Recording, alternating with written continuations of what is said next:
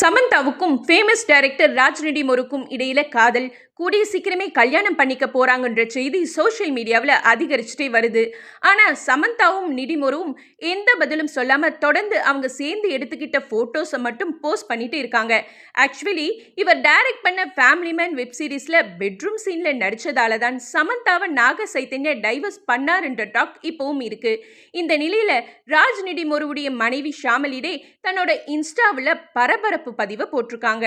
அதுல இந்த போட்டோவை பார்த்து என்கிட்ட நலம் விசாரிக்கிறவங்கள கடவுள் ஆசிர்வதிக்கட்டும்னும், இன்னொரு பதிவுல நினைவில் வச்சுக்கோங்க, நீங்க செய்யற நல்ல விஷயங்களுக்கு கர்மா உங்களை தேடி வந்து ஆசிர்வதிக்கும், அதே மாதிரி நீங்க செய்யற தீய செயல்களுக்கு கர்மா உங்களை பின்தொடரும், அது உங்களை தேடி வந்து தண்டிக்கும்னு எச்சரிக்கை பதிவு போட்டிருக்காங்க.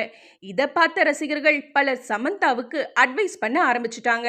ஒரு பெண்ணோட வாழ்க்கையை கெடுக்கிறது பாவம், அந்த தவறை செய்யாதீங்க, நீங்க வேற யாரையாச்சும் கல்யாணம் பண்ணி நல்ல வாழ்க்கையை தொடங்குங்கன்னு அட்வைஸ் பண்றாங்க. ராஜ்நிதி முருவுடைய Citadel, the Family Man 2 web சீரிஸ்களில் சமந்தா தொடர்ந்து நடிக்கிறதால அவங்களுக்குள்ள நெருக்கம் அதிகமாயிருக்கும் போல. என்ன சொல்றதுன்னு தெரியல.